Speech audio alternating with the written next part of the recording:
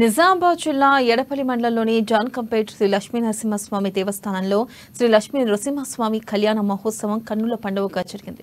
వేద పండితుల మంత్రోచ్చరణల మధ్య స్వామివారి కళ్యాణం కమనీయంగా అంగరంగ వైభవోపేతంగా నిర్వహించారు.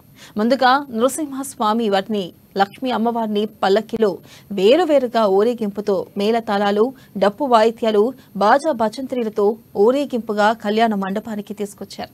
ఇక వేద పండితులు వధూవరుల ఇరువురి తలపై ఒకరిచే ఒకరు జీలకర్ర బెల్లం పెట్టించారు. కళ్యాణ మండపంలో వేద పండితులు అర్చకుల మంత్రోచ్చరణల మధ్య వధూవరుల పెళ్లి శాస్త్రోక్తంగా జరిపించారు.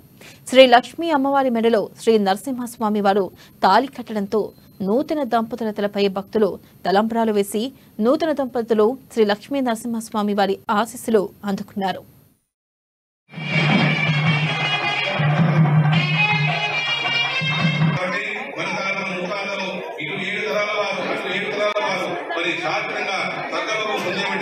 కాబట్టి కన్యాదానం అందరూ కూడా వీక్షించాలి.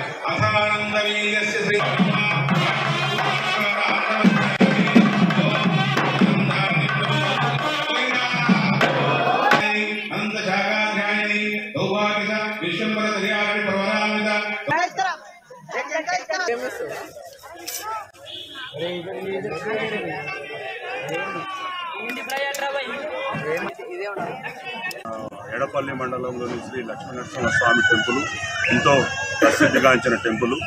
ఈ టెంపుల్ ఇది అష్టముఖి కోనేరును కలిగి ఎంతో అద్భుతమైన ఈ టెంపుల్ ఈరోజు ఈ బ్రహ్మోత్సవాలలో భాగంగా స్వామివారి కళ్యాణాన్ని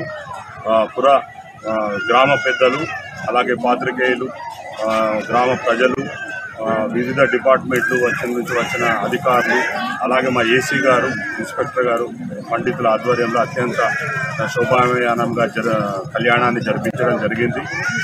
అలాగే ఈ కళ్యాణం తర్వాత ఈ అన్నదానము ప్రతి సంవత్సరం లాగానే జీలకర్ర ప్రసాద్ గారి ఆధ్వర్యంలో విశేషంగా భక్తులు వచ్చారు ఈ గ్రామం నుండి.